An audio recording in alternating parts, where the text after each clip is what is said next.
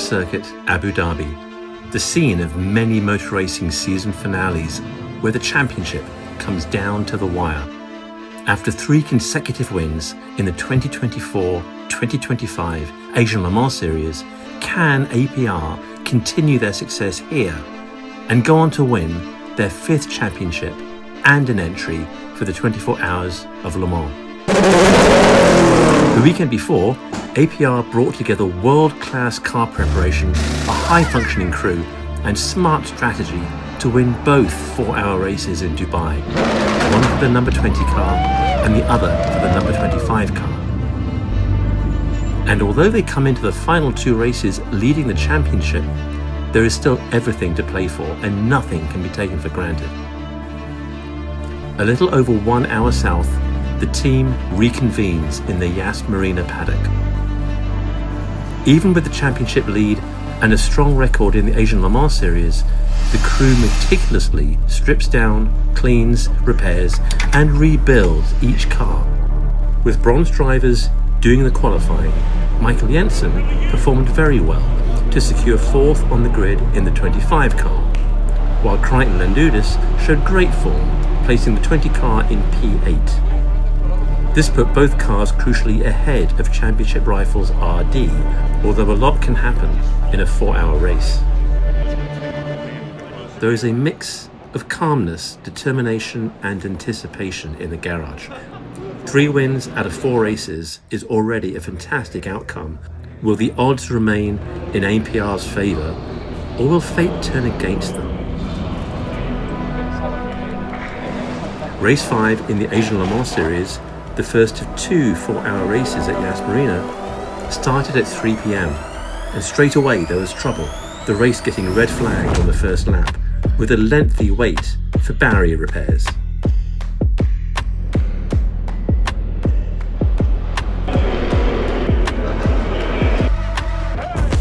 We all need to just calm down a bit because everybody's sat at home watching this on telly and there's only so many cups of tea you can have, waiting for it all to come back again. But it's looking like it's going to be a fantastic race. You know, there's 3 championships going on here within this race and it's been some really good racing so far this year. With the barrier repairs complete, the race restarted and drivers quickly re-established their rhythm. While the number 25 APR car being driven by Michael Jensen battled with the number 24 Nielsen racing machine for 4th place, the number 20 was lined up with the number 30 RD machine until the restart, at which point Fred Pordad needed to pit and dropped to the back of the field. With Valerio Renisella taking over from a charging Jensen in the 25 car, we saw consistent and impressive progress with some well-executed overtakes on the 91 Pure Racing LMP2 and the number 11 Proton. As the sun set, Valerio had put the car into podium contention. In the final stint for the 25 car, Malte Jakobsen had one thing in mind: a win. But the 22 Proton was not going to make it easy, and it wasn't until the Proton was penalised with a drive-through penalty that Malte saw a clear path to the top step. Opportunity, I think within 3 laps he's got this one on 1 more should he choose to do it. We've been told by the team the optimal time to do it. He is indeed coming in right now. So 29 seconds was the gap in the last timing beam. See what it comes out at here. Yeah. Run all the way through. It's a long pit lane here. It's a very long pit lane here. This will be painful. So Lonco breaks the timing beam at the end of the lap. It won't be 29 seconds. It'll be something like 24, 25 seconds. We wait for Malte Jakobsen to clear that beam. But remember, it's about pit out as well. Here he comes now. He goes through to complete the lap. He's absolutely going to be in the lead here. Where's Harry King? He's not far back. He's right there, leaving turn 16 right now. And I think that Malte's going to get through into the lead. Look to the left. Oh, it's going to be really, really close here. And Malte's taken it. Malte's in the lead. 25 to the lead. 22 now P2. And Harry King's not far back. But the sister APR car, number 20, having been started strongly by Crichton Landudis and pushed brilliantly by Ollie Caldwell, was now in the hands of Alex Quinn, who snatched the lead from Jakobsen during the car 25 fuel stop. The team strategy was critical, and calculations showed that Quinn could just make the finish without a fuel stop if some serious fuel-saving measures were applied. To driver's right, fuel hose on, slight delay, but slight delay. Here's the 22 just coming through 9, and it's got this distance to go to get back to start-finish line and see if he can put that back. Rolling already. Malt's already on the move. I don't think that there's going to be enough here for Vlad to catch up with Malt Jakobsen. And, I think the 25's got this. Alex Quinn, I think, has gone through to the lead. Will do very shortly anyway. So Malt Jakobsen has crossed the timing line, but still that is at the end of pit lane, isn't it? Still going to go through the tunnel. Indeed, Alex Quinn does take the lead at the moment, but will owe us a pit stop. Yeah, I mean, this is going to be... He's going to come out after his stop and do one lap, I think, and that'll be it. Just 3.5 minutes remain.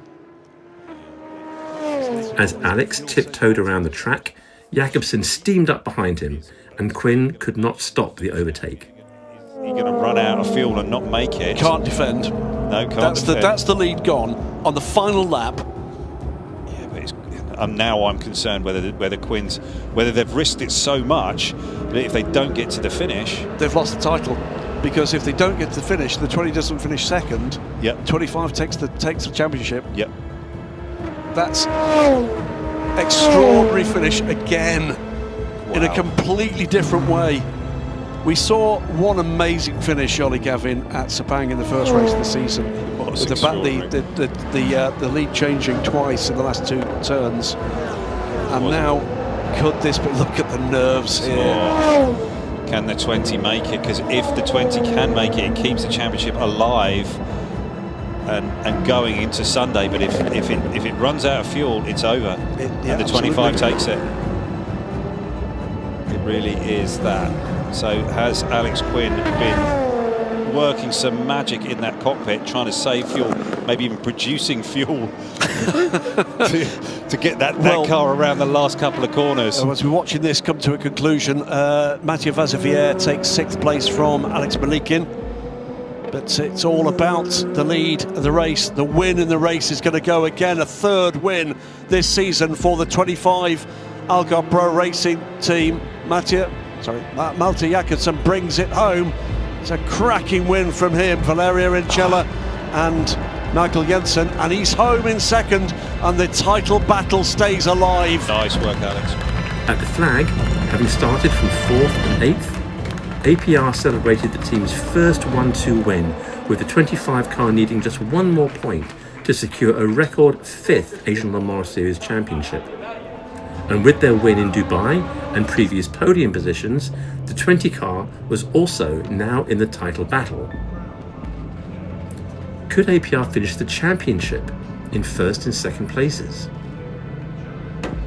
It was down to the final race of the season, a follow-up 4 hours of Abu Dhabi. Drove brilliantly, and these are young lads really learning their craft in P2. There's a fine 2nd place, and they're still in the hunt for the championship. They really are. And you know what? They can win it on pace. They can win it with drama.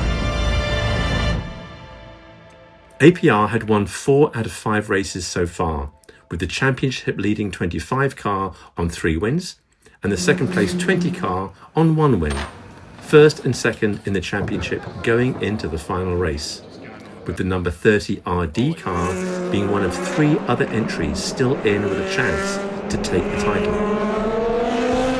There was an unspoken tension in the garage. Everyone went about their tasks as if the season had just started. And why was the championship win even more important? Because of the entry to the 24 Hours of Le Mans that came with it. That was the prize that Sam and Stuart Cox had on their radar. As the cars rolled into position on the grid, once again in 4th and 8th positions, there was some nervous joking and laughter. But the serious stuff was just beneath the surface. 5 races done, 1 to go. Welcome to the championship showdown for the Asian Le Mans Series here at the Yas Marina Circuit in Abu Dhabi.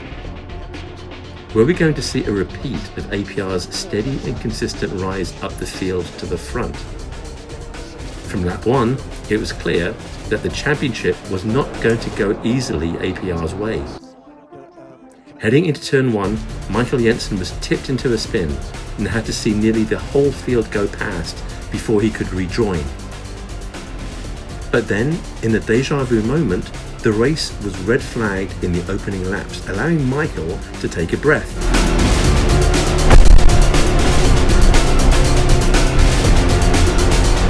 And when the race restarted, Michael, now 44th overall, was on a mission, putting in race-leading lap times during the remainder of his drive time. Even with a late stint spin, Jensen handed the car to Valerio Inocella with every chance to attack for a championship-winning finish.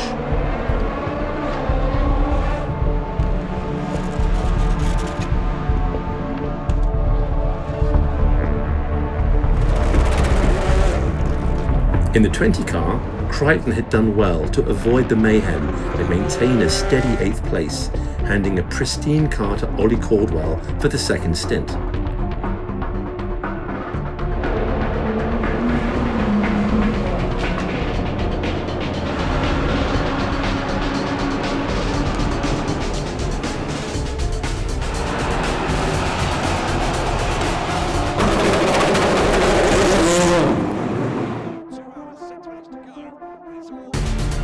Ollie had the number 30 RD car on his tail, so Ollie was super motivated to keep the RD behind him, and we saw some very well executed overtakes from the very experienced LMP2 and former F2 driver. Caldwell, Ollie has driven fantastically up the inside. He's looking to send it, and he's kind of done it. Oh, what a move! Fantastic stuff. You know that advice you gave him earlier in the day? And just as the team was preparing to put Alex Quinn into the car for the charge to the checkered flag, Ollie reported intermittent issues with the steering wheel, which gradually got worse. The steering wheel controls so much of what the car does over the course of a lap, and any issues with it are going to cause some serious problems. Caldwell boxed the car. Quinn jumped in.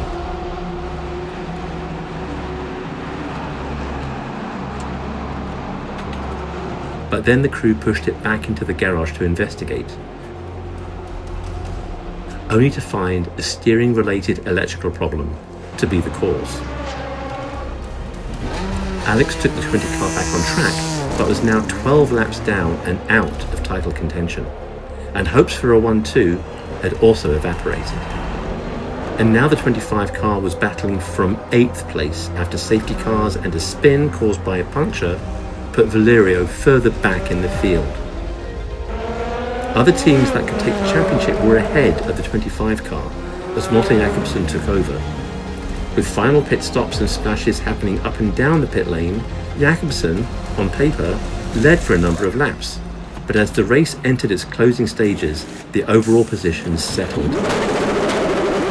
With a 5th place position needed for the 25 car to win the championship, at the checkered flag, it was Jakobsen in 4th place. Job done. A record 5th Asian Le Mans Series title was achieved, and the entry to the 24 Hours of Le Mans was secured. Despite the championship success, the ever-professional APR team was disappointed. They wanted to win. They wanted the 1-2, not just for themselves, but for the drivers, the sponsors, and the crew. It was a troubled final race, and APR's obsession with preparation allowed them to still prevail. APR's on-track activities continue in the IMSA Series in America and the European Le Mans Series starting in Barcelona in April.